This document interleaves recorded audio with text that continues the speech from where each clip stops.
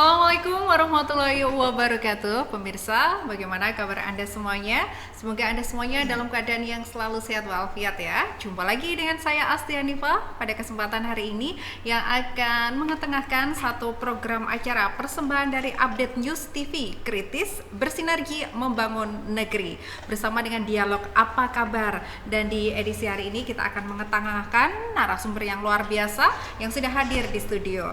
Ya, saya akan perkenalkan satu persatu narasumber kita yang siap membagikan informasi di edisi hari ini bersama dengan tema berkenaan dengan tahapan pemilu serentak tahun 2024 serta aspek hukum terhadap partai politik. Dan langsung saja saya perkenalkan yang pertama, ini ada narasumber saya, ada Bapak Muhammad Safil Anam. Beliau adalah selaku anggota Bawaslu Nganjuk dengan koordinator Divisi Hukum, Humas dan Data Informasi. Halo, Assalamualaikum warahmatullahi wabarakatuh Pak Anam. Waalaikumsalam warahmatullahi wabarakatuh, Mbak Asti. Iya, gimana nih kabarnya di edisi hari ini? Alhamdulillah sehat. Oke. Dan juga di kesempatan hari ini pemirsa juga sudah ada di studio Bapak Puciono. Beliau adalah selaku anggota KPU Kabupaten Nganjuk. Halo, Assalamualaikum warahmatullahi wabarakatuh Pak Puci. Waalaikumsalam warahmatullahi wabarakatuh, Mbak Asti. Iya. Gimana nih kabarnya Pak Puci? Alhamdulillah baik-baik saja. Oke, siap berbagi informasi bersama dengan pemirsa ya. Siap mensukseskan pemilu juga. Oke. Dan di edisi hari ini juga telah hadir di samping saya ada Mas Anang Hartoyo Esa. Beliau adalah selaku praktisi hukum. Halo, Assalamualaikum warahmatullahi wabarakatuh Mas Anang. Waalaikumsalam warahmatullahi wabarakatuh. Oke, siap berbagi informasi juga ya di kesempatan hari ini. Siap dan sukseskan pemilu. Oke, harus sukses ini pemilunya ya. Oke, di kesempatan hari ini pemirsa sekali lagi kita akan membahas mengenai tahapan pemilu serentak yang akan diadakan di tahun 2024 serta aspek hukum terhadap partai politik. Nah, sebagai pertanyaan pertama saya hadirkan dulu untuk penyelenggara pemilu nanti ya, tahapan pemilu.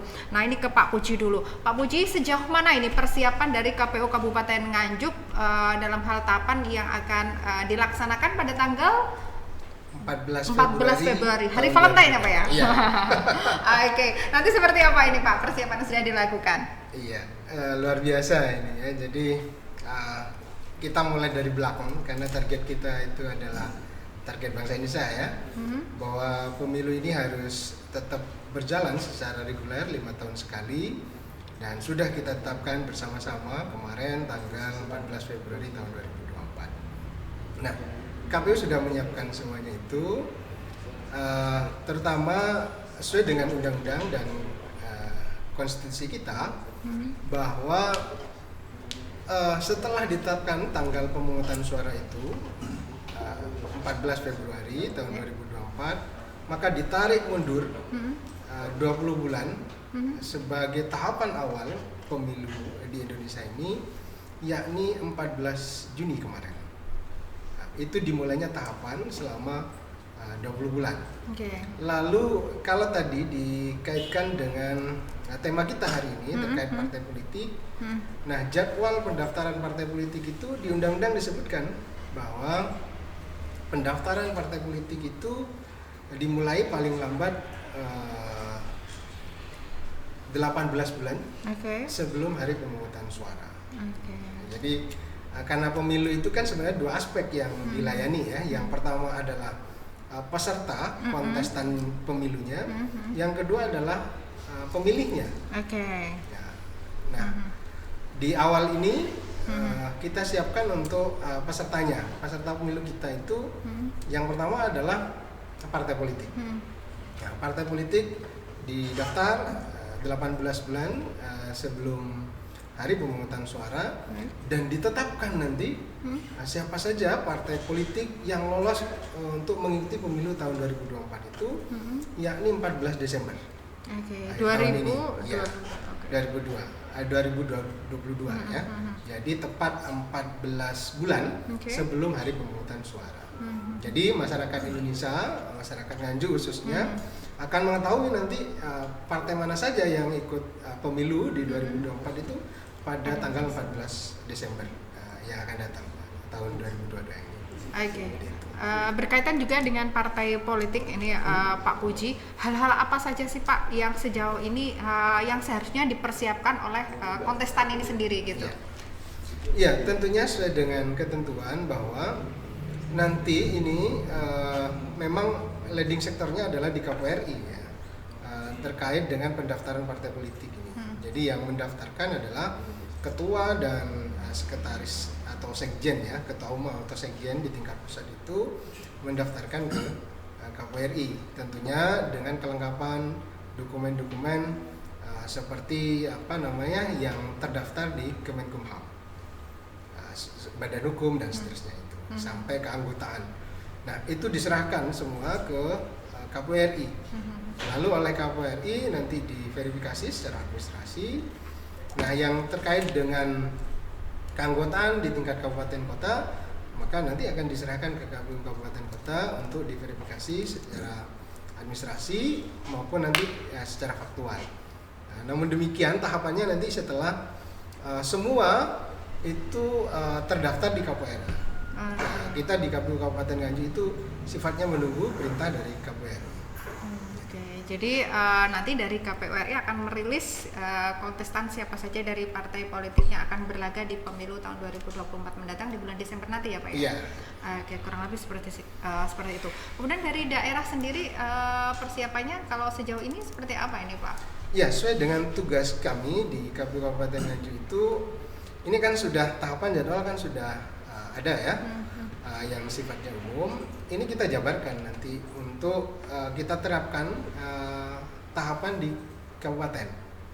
Nah, nanti kita jabarkan persiapan apa saja yang sesuai dengan jadwal itu. Jadi seperti tadi misalnya untuk jadwal verifikasi partai politik, itu ya kita siapkan semuanya, SDM-nya, terus anggarannya dan seterusnya. Nanti tergantung dari KPRI, misalnya untuk Nganjuk misalnya, ada berapa yang terdaftar partai politik yang ada pengurusnya di Nganjuk gitu. Misalnya apakah 20, apa 25 atau bahkan 50 lebih begitu, katakanlah begitu. Maka kita menyiapkan anggaran untuk itu. Nah, apakah untuk memverifikasi keanggotaan misalnya, itu kan 1/1000 ya, jumlah penduduk kita. Jadi kalau misalnya jumlah penduduk Nganjuk itu 1 juta misalnya, berarti kan dia minimal menyerahkan ke KPU itu adalah 1000 KTP dan KTA untuk keanggotaan itu. Nah, itu kita nanti sampel untuk memverifikasi terkait terutama partai baru ya, dan partai yang tidak lolos parlemen di pemilu 2019. Baik, terima kasih ini Pak Puji. Nah, setelah ke penyelenggara pemilu sendiri, nah saya ke Mas Anam ini selaku Bawaslu Nganjuk ya. Ini tentunya dua hal yang tidak bisa dipisahkan ya, selaku Badan Pengawas Pemilu sendiri. Nah, sejauh ini kalau berkaitan dengan Bawaslu, tentunya kita image-nya masyarakat ini, wah pasti hal-hal yang berkaitan dengan pelanggaran kan gitu kan. Nah, selaku salah satu penegak yang berkaitan dengan tindak pidana pelanggaran pemilu. Nah, saya nanyanya tindakan preventif apa sih yang sejauh ini berusaha dilakukan oleh Bawaslu, terutama Bawaslu Nganjuk sendiri ya, untuk mencegah tindakan-tindakan pidana yang berkaitan dengan pelanggaran pemilu sendiri, Mas Anam? Ya, terima kasih Mbak Asti atas konfirmasi pertanyaannya. Kita juga sama penyelenggara. Ada 3 sih, Bawaslu, KPU dan 1 lagi DKPP ya, terkait kode etik. Nah, berkaitan dengan tindakan preventif yang sudah dilakukan di Bawaslu sendiri, kebetulan juga hari ini nanti jam 2 kita ada sosialisasi terkait pengawasan partisipatif dengan teman-teman disabilitas atau difabel di dinas sosial. Itu hari ini.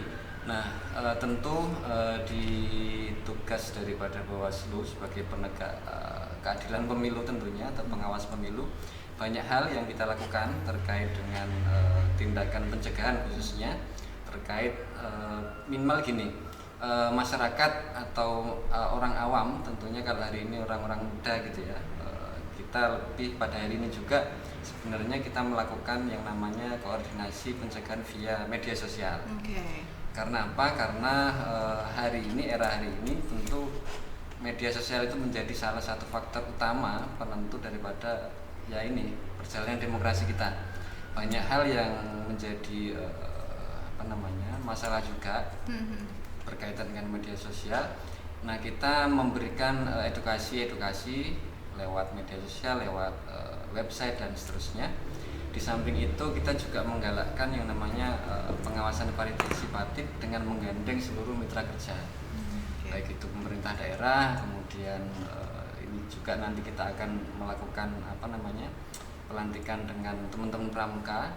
Jadi nanti beberapa ya kita tunggu tanggal mainnya akan launching dengan Saka Adiatsa namanya. Di teman-teman pramuka bersama Bawaslu ikut mengawasi proses penyelenggaraan pemilu nanti di 2024. Jadi kalau kemarin 2 hari yang lalu setelah diluncurkan tahapan, kita sudah mulai kick off, kita melakukan persiapan, kita merumuskan berbagai strategi berdasar pengalaman yang sudah. Jadi mana yang baik yaitu yang kita akan lanjutkan, dan inovasi-inovasi apa yang itu perlu kita perbarui. Kira-kira seperti itu. Oke, dari hasil ini menarik. Dari hasil evaluasi yang sudah dilakukan ini, kira-kira merujuk pada hal apa sih di tahun 2024 yang akan dilaksanakan mendatang gitu ya? Seperti apa? Kesimpulan dari evaluasi tersebut maksudnya.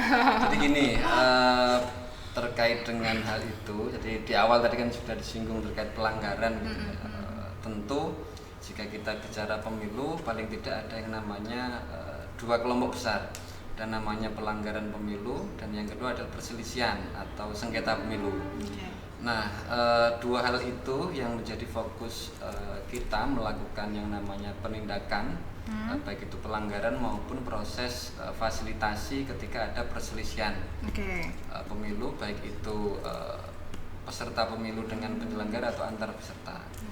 Nah, 2 hal ini yang kemudian kita galakkan mulai sebelum kemarin launching apel siaga serentak di Indonesia, kemudian sampai tingkat bawah, kita melakukan yang namanya berbagai inovasi tentunya di tingkat khususnya Kabupaten Nganjuk, seperti itu Mbak Asti. Jadi hal-hal tersebut yang dilakukan oleh Bawaslu Nganjuk ya sebagai persiapan ini menuju pemilu 2024. Baik, Mas Anang, kalau melihat ini selaku praktisi hukum ini kayaknya kalau baru dengar kata pemilu ini kayaknya sudah mulai anget-anget gitu ya Mas ya isu-isunya. Tentunya. Ya, gitu ya Mas. Nah, dari kacamata hukum sendiri seperti apa sih Mas kalau melihat evaluasi dari tahun ke tahun kita kan sudah melaksanakan pemilu ya dari 2019 sekarang ke 2024. Dari kacamata hukum sendiri apa sih pandangan Mas Anang terhadap pemilu di tahun 2024 mendatang? Ya, terima kasih. Yang terhormat KPU dan Bawaslu, mungkin saya singkat aja sih. Dalam KPU pemilu sekarang saat ini masih menggunakan ya dasar hukum yang digunakan adalah di Undang-Undang 7 ya tahun 2017 tentang pemilu. Yang lain antara lain selanjutnya adalah di Undang-Undang 10 tahun 2016 itu tadi. Nah, di dalam sesi setiap periode pemilihan itu yang dikatakan oleh Pak Pujiono selaku KPU tadi adalah ada namanya peraturan-peraturan internal atau produk hukum yang diselenggarakan oleh KPU sendiri, yaitu namanya PKPU. PKPU sendiri dalam kesederhan di Undang-Undang 12 itu juga terdapat dalam pasal 8 ya kalau nggak salah, yaitu sebagai kesederhan daripada undang-undang tersebut. Tentunya masih terlalu dini sih kita membahas saat ini, karena yang saya lihat KPU sekarang masih mengeluarkan mengenai penetapan jadwal ya, belum maju kepada teknis dan syarat-syarat tertentu. Tapi gini, saya mungkin ke depan untuk KPU ya, dan mungkin nanti bisa disondingkan kepada pusat. Semoga aja nanti ada namanya di 2019 itu ada namanya PKPU nomor 26 ya terkait syarat. Ini kan karena berbicara ke aspek partai politik, yaitu sebagai partisipasi dari partai politik yaitu anggota, itu penting. Di PKPU sendiri tahun 2018 tahun 26 kalau nggak salah Pak Puji itu mengakomodir terkait syarat daripada peserta ini, syarat mutlak bahkan tidak boleh melalui teroris, yaitu bandar narkoba dan mungkin kalau nggak salah kejahatan seksual. Dan nanti ke depan mohon mungkin dari Kabupaten Nganjuk menyondingkan hal itu, karena hal itu penting. Karena saat ini dari undang-undang tersebut, dari undang-undang pemilu itu tidak diatur, makanya diatur dalam PKPU ketika itu di PKPU 26. Mungkin masukan nanti ke depan. Mungkin saya nggak panjang ya PKPU karena nanti ini masih tahap bertahap, karena KPU itu bekerja di tahap bertahap. Mungkin dari aspek penegakan, nanti saya melihat dari tindakan preventif apa yang sudah dilakukan, yaitu mengenai salah satu saya catat ini penting karena ini karena yang jadi masalah momok mungkin ke depan ini menjadikan harus dicarikan solutif terkait sosialisasi melalui media sosial, yaitu pencegahan terkait hal-hal yang mungkin masuk dalam pelanggaran adjudicatif pemilu. Ini nanti juga akan jadi apa ya, permasalahan ke depan dikaitkan dengan kebebasan, asas kebebasan untuk mengeluarkan berpendapat. Termasuk di undang-undang IT. Nah, saya melihat itu belum tercover. Mungkin ke depan nanti gerakan tindakan preventif ini benerin, dilurusin kepastian hukumnya bagaimana. Mana yang tidak boleh digunakan, mana ya itu nanti dijadikan dasar pelanggaran hukum. Saya selaku praktisi kan bisa, ini mana tidak dijelaskan, mungkin melalui Bawaslu Tanjung bisa dijelaskan nanti payung hukum, kejelasan maksudnya dalam hal pencegahan preventif di melalui media sosial itu gimana biar tidak terbentur dalam kebebasan berpendapat itu tadi. Yang kedua adalah mengenai pelanggaran dan perselisihan. Mungkin perselisihan itu larinya mungkin dari Bawaslu yang saya lihat adalah rekomendasi ya, membatasi menjembatani ya, memfasilitasi kalau perselisihan. Mungkin kan perselisihan hasil pemilu itu kan ada kewenangannya ada di MA dan MK dan lain sebagainya. Nah, ini terkait penegakan ke pelanggaran. Saya poinnya ke pelanggaran. Maksudnya penindakan pelanggaran nanti bisa dijawab di Bawaslu ya, Mbak Esti. Penindakan pelanggaran yang dimaksud itu seperti apa? Karena di Undang-Undang Pemilu itu sangat jelas. Penindakannya itu bahkan ada sanksi pidana ya karena gitu. Nah, itu bagaimana posisi Bawaslu itu di mana saat ini? Karena ini sangat penting berbicara kewenangan absolut daripada Bawaslu itu di mana. Cuman itu dulu sih, nanti kita bahas lebih lanjut lagi nanti ya. Itu dari saya itu dulu. Ini menarik sekali ya. Yang pertama ini berkaitan dengan syarat dari partai politik sendiri ya Pak, yang berkaitan dengan tindak pidana yang melanggar hukum pidana terutama. Ini seperti apa KPU melihatnya? Tentunya kita dari masyarakat sendiri juga berharap mendapatkan calon pemimpin yang benar-benar berkualitas dan tidak pernah ada kasus-kasus hukum yang pernah menimpa sebelumnya. Nah, ini termasuk nggak sih dalam regulasi syarat partai politik sendiri atau seperti apa?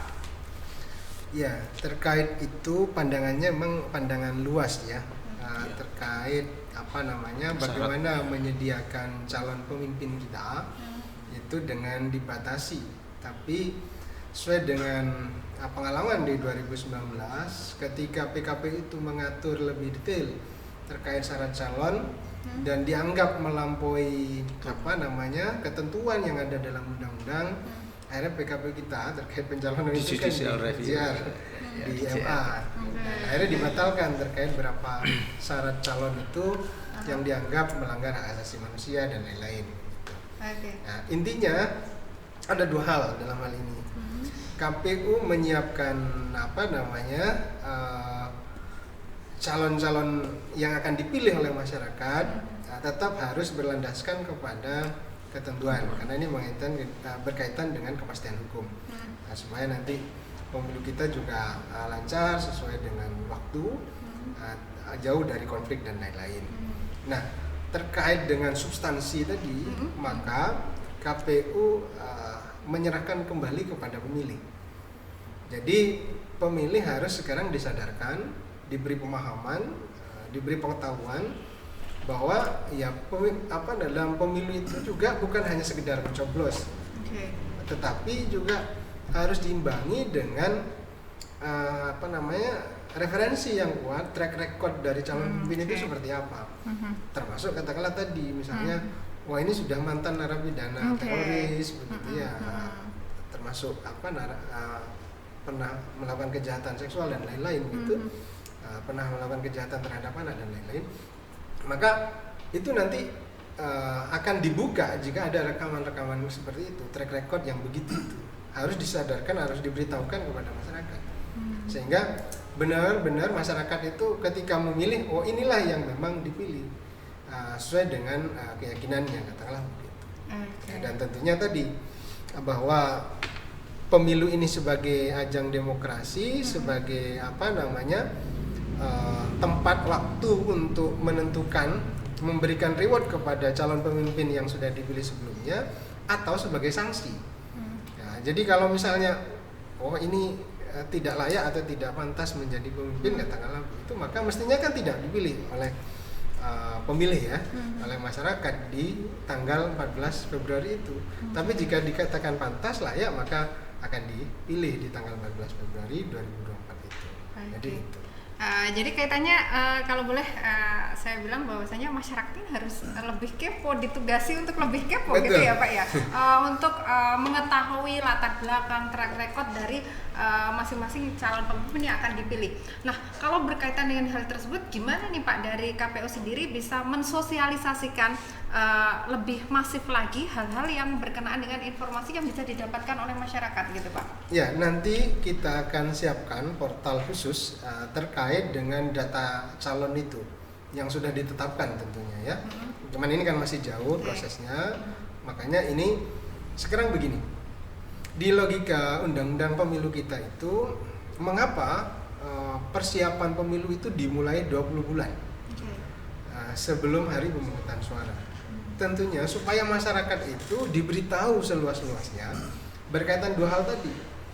Jadi masyarakat yang pengen menjadi pemimpin atau calon pemimpin, maka jauh-jauh hari sudah masuk ke partai politik untuk menyiapkan apakah nanti jadi pengurus di partai politik, lalu menjadi calon anggota legislatif ya, atau bahkan calon presiden. Itu diberitahukan 20 hari sebelum hari pemungutan suara, biar mereka siap menyiapkan diri, termasuk syarat calon dan seterusnya, termasuk visi misinya ketika dia terpilih menjadi presiden dan wakil presiden, menjadi anggota dewan atau menjadi anggota DPD seterusnya. Jadi itu makanya ini penting. 14 Februari 2024 itu tahun pemilunya, tanggal pemilunya. Tetapi pemilu 2024 itu dimulai dari bulan Juni, tanggal 14 Juni tahun 2022. Jadi pemilu ini sudah memanaskan tadi, misalnya masyarakat yang pengen jadi calon pemimpin sudah segera merapat ke partai politik, membentuk partai politik dan seterusnya itu. Lalu bagi pemilih, kalau tadi bagi peserta pemilunya, sekarang bagi pemilihnya. Ternyata untuk jadi pemilih itu tidak tiba-tiba mendekati hari pemilu, tapi jauh-jauh hari nanti. Ini sekitar bulan Oktober akan ada kami KPU akan diberi data oleh Kemendagri terkait dengan data agregat kependudukan per kecamatan atau DAK 2, lalu juga DP4 ya. Nah itu jadi dasar bagi KPU untuk membuat daftar pemilih dan juga menjadi dasar untuk menyusun daerah pemilihan untuk KPU kabupaten kota. Itu. Nah, karena itu nanti masyarakat juga harus memahami apakah yang bersangkutan itu terdaftar atau tidak. Kalau masih belum terdaftar, maka aktif menghubungi petugas KPU, terutama petugas KPU di tingkat desa yang namanya PPS, untuk menyampaikan bahwa saya belum terdaftar di daftar pemilih. Nah, kalau aktif begitu, maka tidak ada dari jiwa bangsa ini, rakyat Indonesia ini yang sudah memenuhi syarat untuk memilih tidak terdaftar sebagai pemilih. Nah, karena itu ini mumpung jauh-jauh hari, ini masih 20 bulan, semuanya bagi kawan-kawan tokoh masyarakat, tokoh agama yang ingin jadi pemimpin bangsa ini, baik pemimpin pusat, provinsi atau di kabupaten kota, maka segera bergabung dengan partai politik untuk menyiapkan diri menjadi calon. Dan untuk masyarakat jadi pemilih, pastikan terdaftar menjadi daftar pemilih tetap nanti. Dan keaktifan dan juga partisipasi masyarakat sangat dibutuhkan sekali ya tentunya. Oh ya, sebelum jadi saya gini, ke saya ranah Bawaslu saya boleh ya? Ya, boleh. Ini untuk KPU sendiri. Sebelum dari ke Bawaslu nanti ya. Mungkin sambung saut saja terkait mengenai ini peran masyarakat mengenai rekod tadi, Pak. Apakah gimana ya, maksudnya posisi hukum dari peran masyarakat terkait rekod daripada peserta pemilih itu bagaimana? Apakah disediakan portal tersebut? Pertama itu. Keduanya bagaimana dalam artian posisi dari peran masyarakat terhadap hal itu? Apakah bisa digunakan sebagai dasar nanti untuk check up the record kepada partai politik sebagai pengusung daripada peserta pemilu itu tadi? Mungkin dua itu, Pak. Soalnya biar masyarakat tahu, oh ini loh dia pernah seperti ini. Nah itu mungkin lebih detail kan, Pak. Iya. Jadi Gimana? karena memang pemimpin publik ya, tokoh publik, dan memang harus dibuka itu, dan di bawah juga pengawasan Bawaslu. Nanti itu akan dibuka semua ketika kita mengumumkan daftar calon tetap misalnya untuk calon presiden dan wakilnya, calon anggota DPR, DPD, DPRD provinsi dan DPD kabupaten kota, kan sudah disebutkan nanti ini dari partai ini untuk calon anggota DPR ini siapa saja. Itu diumumkan secara terbuka di portal KPU terutama, sesuai dengan di form BB itu, di form pencalonan itu. Jadi apakah pernah terpidana dan seterusnya, di situ kan di SKCK-nya kan juga ada. Jadi sama dulu juga untuk calon bupati dan wakil bupati itu juga begitu. Maka mungkin sempat ramai juga, KTP-nya begini, ya kan? Terus pengalamannya seperti apa, pernah jadi apa dan lain-lain. Itu kan diumumkan semua. Termasuk surat keterangan dari pengadilan. Itu kan ada di sana. Jadi track record-nya sebenarnya sudah ada, memang terbatas sesuai dengan ketentuan undang-undang kan ya, terkait dengan syarat-syarat itu. Nah, jika sampai dengan hari pemungutan suara tidak ada atau memang sulit untuk mengakses di portal itu, kami pun juga biasanya terutama calon presiden dan wakil presiden di TPS itu juga ada visi misinya dan lain-lain itu pun sudah jika terpaksa. Tapi saya pikir ini nggak mungkin begitu. Itu pasti nanti ketika sudah ditetapkan jadi calon mesti akan dipublis siapa calon-calonnya, latar belakangnya apa, partai apa dan seterusnya, sebagai pengusungnya. Ya, artinya di sini kalau saya ke Mas Anang ya, ini sebagai praktisi hukum sendiri, regulasi dalam hal menyeleksi orang-orang yang berkompetensi dan juga menjadi calon pemimpin ini menjadi satu wewenang dari partai politik sendiri ya, Mas Anang ya? Kalau melihat dari penjelasan dari Pak Puji, ya memang dikembalikan ke partai politik mengenai syarat atau kriteria tersebut ya. Tapi tadi menyambung terkait peran partai politik di sini juga harus mengambil peran untuk menampung daripada peran masyarakat, karena ini berbicara nanti kualitas dari peserta. Betul. Otomatis kualitas dari partai pengusung pastinya itu sangat penting lah. Terkait rekod itu partai politik diharapkan juga sama seperti yang dilakukan oleh KPU. Kalau saya sih itu. Oke, ya tentunya peran dari masyarakat ini dituntut untuk lebih aktif lagi ya. Saat ini untuk lebih mengetahui calon pemimpin yang akan dipilih ini orang yang seperti apa sih, kita kira-kira seperti itu juga ya. Dan masyarakat memang dibuka luas ya Pak ya untuk karena ini memang sistem demokrasi juga, bahwasanya di sini masyarakat juga bebas untuk mengeluarkan pendapat-pendapat atau informasi yang berkaitan dengan calon pemimpin tersebut, atau seperti apa Pak? Iya, memang prinsip dari demokrasi itu yaitu jadi hakim sesungguhnya bagi calon pemimpin atau bagi pemimpin itu adalah rakyat itu sendiri. Jadi kalau misalnya dia percaya akan membawa perubahan bagi bangsanya, bagi daerahnya katakanlah, maka dia pilih. Tapi kalau dia tidak percaya, maka akan dihukum lewat pemilu itu. Nah, inilah keuntungannya kita membuat regulasi atau konstitusi mengamanahkan untuk bahwa setiap 5 tahun harus ada pemilu secara reguler, supaya dalam hal kepemimpinan itu tepat waktu, terus bisa memberikan manfaat seluas-luasnya bagi masyarakat. Oke, ya, terima kasih. Saya ke Bawaslu ini dari tadi yang sudah disampaikan. Ini kayaknya nyambung ini kan, karena berkaitan juga dengan media sosial ya Mas ya, dan juga tentunya berkaitan juga dengan informasi yang nantinya juga akan di-share oleh masyarakat. Tentunya juga berkaitan juga dengan track record dari calon pemimpin ini kan juga sangat erat kaitannya dengan media sosial. Nah, kalau berkaitan dengan pelanggaran-pelanggaran sendiri, Pak Anam, apa sih yang batasan-batasan seperti apa sih agar masyarakat sendiri juga nanti jadi bumerang untuk dirinya sendiri saat men-share atau menginformasikan informasi-informasi yang kira-kira dibutuhkan atau enggak gitu loh. Mau silakan. Jadi kalau KPU itu punya PKPU, kalau di Bawaslu ada peraturan Bawaslu namanya atau Perbawaslu. Nah, konteks yang disampaikan tadi, kita ada Perbawaslu terkait dengan pengawasan, khususnya di media sosial. Nah, ditanya batasan tentunya tidak lepas daripada aturan-aturan yang mana yang boleh, mana yang tidak. Apakah itu di dalam masa kampanye atau di luar masa kampanye, apakah itu hoax atau ujaran kebencian dan seterusnya. Nah, bagi masyarakat jika nanti menemukan misalkan itu apa ya, dugaan atau indikasi pelanggaran, nah pintu masuknya salah satunya di Bawaslu.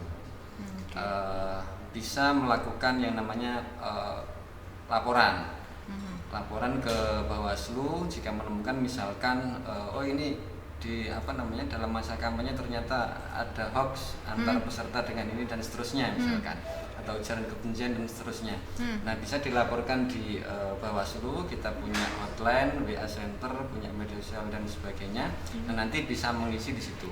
Satu, bisa laporan, kemudian dari sisi jajaran pengawas pemilu kita juga melakukan pengawasan langsung. Nah, kita jadi ada dua hal nanti. Yang pertama, kalau masyarakat bisa melapor jika menemukan dugaan pelanggaran, kemudian dari pengawas pemilu melakukan yang namanya pengawasan dan nanti dinamai dengan temuan atau temuan dugaan pelanggaran atau temuan pelanggaran.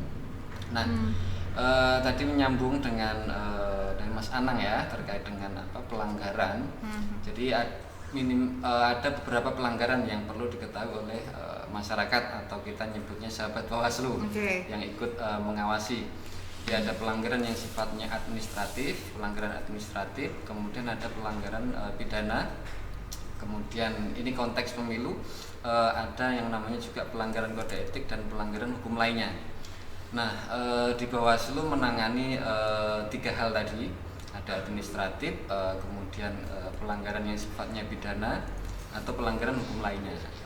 Nah, jadi lagi-lagi kita tekankan ke masyarakat, monggo nanti dilihat di media sosial kami atau website kami dan seterusnya. Kita banyak sekali menyampaikan edukasi terkait dengan bagaimana melakukan pengawasan bagi masyarakat ataupun kaum milenial seperti itu. Nah, selain pelanggaran bicara konteks pemilu, nah, ada juga yang namanya sengketa. Ada sengketa proses atau sengketa non hasil dan sengketa hasil pemilu. Sengketa proses misalkan kalau tadi dikaitkan dengan partai politik, menarik ketika ada sengketa terkait dengan verifikasi partai politik. Nah, jika nanti partai politik mendapati atau tidak puas dengan keputusan KPU misalkan terkait hasil daripada termin verifikasi administrasi atau verifikasi faktual hasilnya, nanti bisa mengajukan permasalahan tersebut ke Bawaslu. Nah, ketika sampai ke Bawaslu di verifikasi partai politik itu tadi, nanti kita menyampaikan ke KPU. Nah, tapi tidak berhenti di situ. Jika tidak puas nanti bisa lari ke PT UN seperti itu. Nah, itu yang ingin kami share ke masyarakat umum atau ini update News TV ya. Jadi monggo nanti semuanya, khususnya kalau tadi media sosial, karena memang ya riskan juga ada nanti kaitannya dengan hukum lain seperti ITE dan seterusnya. Nah, kita menyampaikan pengalaman 2019 ketika itu ada di dapil sini konteks di tingkat provinsi dapil 2, salah satu calon itu membuat publikasi di portal online dan itu ternyata ada yang melapor. Berkaitan dengan publikasinya, berkaitan dengan apa? Ini, jadi kalau di masa kampanye itu kan ada sifatnya kumulatif Pak Puji ya. Ada nomor urut dan seterusnya dan sebagainya. Intinya di tahun 2019 lalu ada salah satu calon yang dilaporkan yang menggunakan salah satu portal online yang kemudian dilaporkan ke Bawaslu. Nah, bisa tidak bisa apapun itu harus kita terima. Nah, nanti di Bawaslu akan kita kaji apakah itu masuk dugaan pelanggaran atau tidak. Ada uji formil, ada uji materialnya. Nah, ternyata hasil kemarin waktu itu ini karena terkait dengan peraturan gitu ya. Yeah. Nah ternyata portal all-nya tidak terdaftar. Oke. Jadi tidak bisa dilanjutkan. Tapi setiap apapun laporan pasti kita terima. Okay. Nanti kita hasilnya seperti apa kita sampaikan ke masyarakat seperti itu, Mbak Asti. Okay. Untuk portal online-nya sendiri, apakah kaitannya ini berkaitan dengan produk pers atau mungkin produk pribadi atau seperti apa sih, Mas Anam? Kalau yang lalu itu ini lebih kepada menjelekkan salah satu calon lah kira-kira. Oke. Kayak black campaign ya, gitu ya. Benar. Lebih ke situ. Jadi itu yang nanti dikenakannya di situ ya. Oke. Baik. Mungkin Mas Anam menanggapi ke Bawaslu ya, karena praktisi itu pasti hubungannya sama Bawaslu. Kalau KPU secara administrasi kan menjadi pendamping ya. Jadi begini juga, ini jadi momok ya, dalam artian momok pada masyarakat, yang artinya apa? Setiap peserta juga akan menjadi momok ini, Mbak Esti. Kenapa? Setiap hoak dilaporin ke Bawaslu sudah langsung ada penindakan. Jadi kayak portal ini tadi, ada peserta calon menggunakan portal online yang notabene. Nah ini kalau yang dilakukan adalah bukan itu.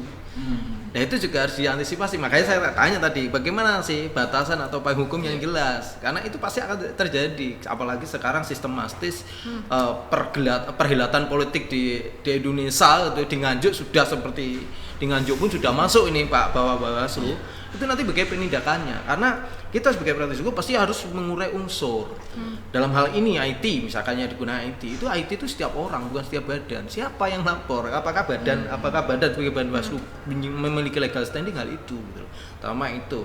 Terus yang lanjut tadi mengenai partisipasi masyarakat. Setiap masyarakat kalau emang menemukan hal itu harus ada namanya portal.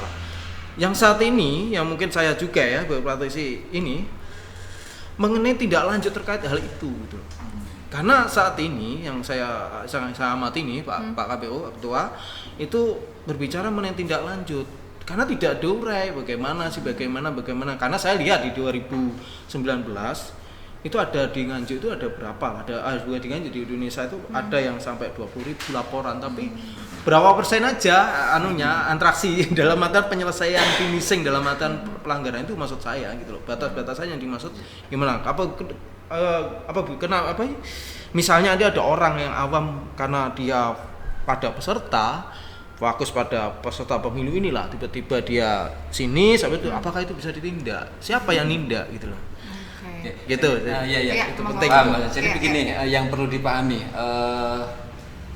terkait yang disampaikan Mas Anang ya, terkait hal itu memang jadi perlu kita sampaikan gini. Makanya di awal saya sampaikan ada beberapa jenis pelanggaran tadi. Ada pelanggaran administratif, pidana, kemudian hukum lain. Nah, kayak yang saya sampaikan terkait menggunakan portal online itu atau .com itu kan masuknya ke hukum lain. Nah, kita tindak lanjutnya ke hukum lain. Ke Dewan Pers seperti itu. Karena itu kaitannya dengan produk bukan termasuk produk pers atau produk jurnalistik. Jadi laporan yang masuk kita akan kaji. Yang pertama adalah terkait pelapornya itu sendiri. Ini sesuai nggak dengan aturan yang sudah ada, misalkan warga negara Indonesia, kemudian peserta pemilu atau pemantau seperti itu. Kemudian kita lakukan uji formil materialnya, lolos apa tidak seperti itu, nanti kita sampaikan ke pelapor. Nah, ya benar banyak sekali laporan yang masuk, tapi kenapa yang tidak sedikit? Karena dalam ini Pak Bawaslu, karena ada yang jenengan maksud tadi dalam subjek hukum dari pelanggaran itu hanya 3 di dalam Bawaslu ya, yaitu peserta, yaitu tim ses, yang satunya panitia sendiri itu sendiri. Nah ini orang lain ini yang belum tercover dan mayoritas yang terjadi saat ini nih Mbak Isti ya. Para peserta pemilu itu pintar-pintar sudah tidak menggunakan 3 hal ini, tapi menggunakan orang ketiga. Disinilah mandeknya. Nah saat ini mungkin dari Bawaslu harus mencari inovatif ini bagaimana gitu loh. Karena ya karena gini Bawaslu itu pada undang-undang 7 tahun 2017 kalau PKPU karena dia berarti ada PKPU. Lah, permasalahan yang timbul itu kalau tidak 3 orang ini bagaimana gitu loh. Kan apalagi menggunakan orang ketiga, orang keempat, bahkan orang gila digunakan juga. Itu bagaimana tindakannya gitu loh. Itu ada Bawaslu juga. Ya makanya selalu mencari celah gitu ya.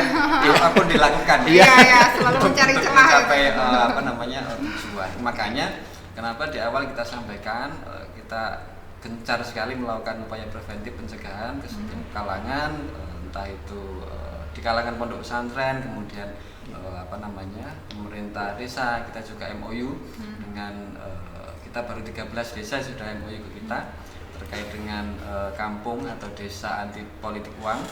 Di desa-desa itu yang sudah MOU dengan kita ada ininya, papan namanya di depan. Nah, salah satunya di desanya Pak Fatur ini. Di depan desanya itu ada ininya. Nah, itu salah satu bentuk untuk kemudian mewanti-wanti. Paling tidak yang namanya ya tadi pelanggaran kan macam-macam modenya. Nah, maka tentu hal yang paling urgent atau krusial ya dari awal, dari semenjak hari ini atau sebelumnya kita melakukan upaya-upaya itu. Di salah satunya dengan tadi melakukan MOU dengan pemerintah desa, di depan desa ada nambornya. Politik uang, nah, kalau melakukan kan ini sendiri kan. Beban moral ya. Ada juga kampung pengawasan dan seterusnya. Ya lagi-lagi ya memang benar Mas, kita tidak menyebut salah satu oknum misalkan, memang melakukan berbagai cara. Jadi disinggung tadi melakukan orang pihak ketiga, empat dan seterusnya, yang itu secara untuk menghindari unsur pidananya kan gitu. Ya itu bagi orang-orang yang tahu prosedur misalkan. Ya minimal kita mencegah itu supaya tidak terjadi lah seperti itu. Jadi selalu kita galakkan, makanya kenapa pengawasan ini benar kata Pak Buzi tadi disampaikan, peran masyarakat. Iya, ujung tombaknya masyarakat. Nah, kita Bawaslu karena kita juga punya kendala, salah satunya adalah SDM, sumber daya manusia yang memang sedikit, di samping dengan teman-teman penyelenggara teknis. Salah satu contoh misalkan di tingkat yang paling bawah KPPS itu, kalau KPPS punya 7, nah kita hanya punya 1. Nah, ini harus ya bagaimana kemudian hal tersebut bisa kita atasi. Supaya salah satu yang paling jadi momok yaitu tadi pelanggaran yang memakai banyak mode. Politik uang juga macam-macam sekarang modelnya. Bisa via pulsa, via apa dan seterusnya. Dan lain sebagainya ya.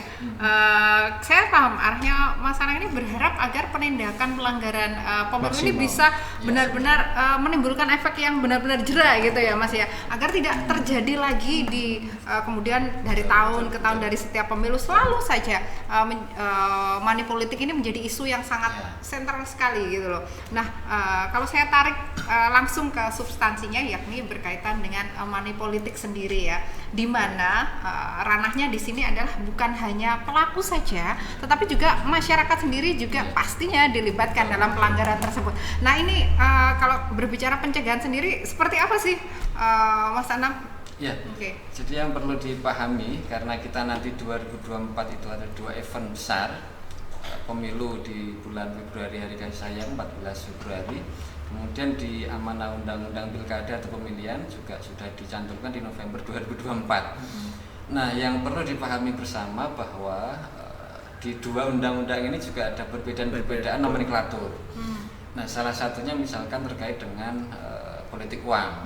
Jadi kalau di pemilu ini yang bisa dikenai sanksi pidana itu adalah bukan, maksudnya pemberinya. Pemberinya. Nah, kemudian penerima tidak. Tapi kalau di undang-undang pemilihan atau pilkada ini dua-duanya bisa masuk. Nah, ini yang perlu dipahami bersama. Jadi makanya memang di tahun-tahun ini 2024 ini event besar yang perlu untuk kita semua ikut mengawasi lah, kira-kira seperti itu, dan pemahaman terkait itu tadi masalah-masalah hukum yang memang kalau orang awam mungkin tidak tahu, kalau Mas Anang kan sudah paham tentunya. Nah, makanya kita menyasar ke halayak umum dengan berbagai cara untuk kemudian bisa salah satunya memahami masalah-masalah hukum pemilu seperti itu. Ini kita tadi misalkan kayak dua hal yang berbeda ini kan repot juga. Oke. Ya, Mas Anang sendiri menanggapinya gimana nih Mas? Menanggapi substansinya money politiknya kan hampir setiap pemilu ini selalu menjadi isu yang sentral sekali gitu. Ya, itu dalam dunia hukum itu ada tiga ya, salah satunya adalah budaya hukum. Mungkin itu masuk budaya hukum ya, itu Pak Uji ya mungkin ya. Budaya hukum yang memang harus kita berantas sama-sama, harus koordinasi yaitu peran itu. Tapi kembali kepada yang disampaikan oleh Pak Bawaslu, memang ada dua perbedaan nomenklatur, yaitu di Undang-Undang 7 tahun 2017 dan Undang-Undang Pilkada sendiri memang benar. Tapi kalau saya sebagai praktisi hukum adalah menggunakan yang tidak bertentangan dengan undang-undang yang lainnya.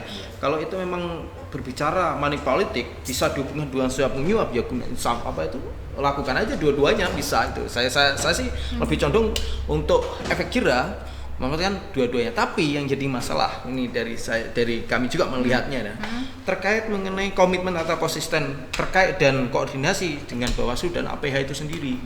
Saya lihat di seluruh Indonesia kayaknya kurang koordinasi ini terkait penegakan hukum, karena penindakan dan penegakan hukum sendiri, yaitu antara Bawaslu, kepolisian dan kejaksaan. Padahal di Undang-Undang Pemilu antara kedua APH ini adalah sangat peran penting dalam hal penindakan. Bukan Bawaslu, malah di Undang-Undang Pemilu menyatakan bahwa dua orang APH ini, dua lembaga APH ini, yaitu kepolisian dan JPU. Artinya bahwa ini Bawaslu masih punya waktu 20 bulan ya, kalau nggak salah 20 bulan ya Pak Bawaslu ya, 2024 lakukan koordinasi dan komitmen yang lebih detail terhadap ini, biar ya ke depan setelah 2024 ini untuk peningkatan penurunan money politik bisa menjadi turun lah. Saya itu koordinasi dan komitmen itu tegasin, dan memang nanti andalanya pasti alasannya adalah SDM daripada penegak hukum sendiri itu ada minim, itu pasti. Tapi kalau sudah kita bicarakan koordinasi kan bisa dibicarakan dengan pihak-pihak ini. Jadi gini Mbak Asti, itu penting itu saya. Apa ya? Update news ya kepada pemirsa ya. Yang perlu dipahami juga tadi disampaikan Mas Anang. Jadi kalau di Bawaslu itu terkait tindak pidana itu kita punya satu naungan juga namanya Sentra Gakumdu untuk masyarakat. Jadi ada 3 lembaga yang tergabung di dalam Sentra Gakumdu itu terkait dengan penegakan hukum pemilu itu. Satu ada di Bawaslu, kemudian ditambah dengan kepolisian, ditambah dengan kejaksaan. Nah, dari evaluasi pengalaman sebelumnya memang terkadang memang terjadi ketidaksepahaman dalam memahami atau memaknai sebuah pasal seperti itu. Misalkan Bawaslu ini sudah menyepakati dari hasil pleno ini masuk ini unsur daripada dugaan pidana pemilu misalkan. Nah, tetapi kalau dua lembaga yang saya sebutkan tadi tidak mengatakan tidak, ya otomatis berlawan satu. Artinya keputusannya berarti tidak masuk pelanggaran pidana pemilu. Nah, yang bagus memang saran dari Mas Anang dan kita sangat sepakat koordinasi dari sejak dini. Jadi ketika lembaga ini memang harus saling sinergi semacam itu. Jadi dalam memaknai sebuah entah itu pasal atau peraturan, ini kita bisa satu visi atau satu misi untuk bagaimana kemudian meminimalisir tindak pidana pemilu seperti itu. Ya, Mas Anang, kalau saya ilustrasikan ini ya, seakan-akan ini ada kontestan idol gitu ya, ada 3 dewan juri gitu ya. Nah ini yang satu masuk, yang 2 enggak gitu kan, jadinya jadi enggak masuk kan. Apakah artinya hal-hal tersebut kalau secara hukum sendiri dilihat, apakah hal tersebut menjadi satu hal yang subjektif gitu Mas, atau seperti apa? Kalau menurut saya ya, dalam artian yang disampaikan Bawaslu itu memang ada benarnya, tapi mungkin solusi atau saran dari sini terjadi di komitmen itu tadi, karena kita pada dasarnya pemilu itu yang merintah dari lembaga ini adalah bukan Pak Bawaslu, tapi pemilu itu sendiri, yaitu di Undang-Undang 7 menyatakan hal itu. Jadi harapannya menyatukan terkait mengenai pemikiran pasal ya, pasal-pasal itu ya harus duduk bersama, komitmen. Kalau bisa, kalau memang tindakan ini langsung ke sini, jangan Bawaslu. Karena jadi sentral yang lebih panjang lagi terhadap penindakan kalau tiba-tiba ke Bawaslu. Kalau menurut saya sih begitu. Karena kan harus Bawaslu dulu masuk. Nah, ini kayaknya nanti mungkin pusat bisa mengakomodir hal ini ya nanti. Ini menjadi sentral yang panjang kalau sekarang penindakan ini Bawaslu ikut mengurai unsur gitu. Dalam artian ya mohon maaf aja, mungkin kapasitas dan SDM dari Bawaslu tidak mencakup ke situ gitu. Dan memang dibenarkan juga bahwa yang menentukan unsur dan untuk penindakan untuk dilanjutkan ke tuntutan adalah lembaga, yaitu namanya kejaksaan. kepolisian aja tidak bisa melanjutkan ke tuntutan kalau kejaksaan tidak melakukan P21 kan begitu. Itu penting. Jadi duduk bersama. Makanya tadi saya katakan duduk bersama, satukan persepsi. Ini bagaimana untuk mengurangi unsur ini apa biar tidak ada efek jerah. Kalau ini dibiarkan dan dijadikan momok kebiasaan, ya mana politik tidak akan selesai. Dua pasal 251 253 tentang undang-undang pemilu tidak akan berjalan. Itu cuma tulisan di atas kertas gitu loh. Karena kita melihatnya tidak hanya 3 lembaga, tapi ini di sini adalah satu gitu ya, iya, Mas Anang ya. Memang sentranya panjang, bener apa yang dikatakan Pak Bos, sentranya untuk penindakan ini panjang banget ini harusnya. Makanya menarik tadi bicara budaya hukum tadi, karena memang apa ya khususnya money politik atau politik uang itu kan memang sudah dari zaman penjajahan kita kan secara budaya. Makanya Belanda itu memakai namanya pemilihan pertama kan pemilihan kepala desa itu. Iya betul. Nah sampai sekarang hal itu tetap terjadi dengan berbagai variasi. Kalau dihilangkan secara total memang sulit. Tapi saya yakin bisa Pak. Ya makanya kita melakukan optimis lah preventif untuk meminimalisir. Meminimalisir hal tersebut tidak tidak terjadi seperti itu.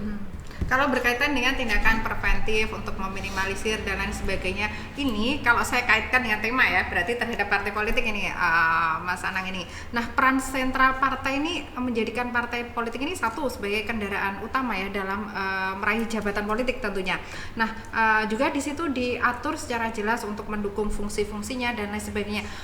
Menurut Mas Anang sendiri, bagaimana sih peran dari partai politik sendiri untuk mendukung agar tidak terjadi pelanggaran pidana pemilu sendiri, Mas? Begitu ya, dalam artian yang disampaikan Pak KPU tadi, di sini adalah partai politik ini sebagai ini ya, maksudnya maskotnya dari gimana ya, maksudnya masa depan dari masyarakat ya, jadi menjadi sentra atau contoh daripada masyarakat harusnya diterapkan. Bahkan mengenai undang-undang partai politik atau ADRT sendiri itu adalah tetap mengacu pada undang-undang yang tadi, Undang-Undang 7 tahun 2017 tentang penindakan money politik. Lah, menurut saya, saran saya ya harus tindak tegas, bahkan harus berani tolak di depan. Bahkan ya mohon maaf ya, apalagi yang sekarang trennya ada mahar politik dan itu diatur sekarang Pak ya. Itu kayak udah mahar politik juga diatur itu, ya itu jadi momok juga. Masalah baru kita menutup ini, muncullah masalah baru, nutup ini muncullah lagi itu. Iya. Begitu. Jadi peran partai politik untuk penegasan tindakan ini sangat penting dan bahkan sebagai pintu awal hal itu. Bawaslu sebagai pintu akhir output hulunya daripada penindakan peristiwa dan penindakan money politik ini. Begitu kalau saya. Ya, ya ini luar biasa sekali ya. Monggo pasti ini untuk menyempurnakan saja sebagai pendidikan pemilih bagi masyarakat. Supaya tidak salah paham terkait dengan pemilu dan tentunya dengan sanksi-sanksi yang dimunculkan dalam undang-undang pemilu kita. Iya. Jadi pidana pemilu itu hanya bagian kecil saja. Jadi sebagai konsep dasar pidana itu adalah penyengsaraan, begitu hukuman lah katakanlah moral ya. Itu enggak belum memastikan pelaksanaan pemilu itu sesuai dengan asas-asasnya. Tetapi di undang-undang kita itu bukan hanya sanksi pidana saja, ada di sana itu sanksi administratif.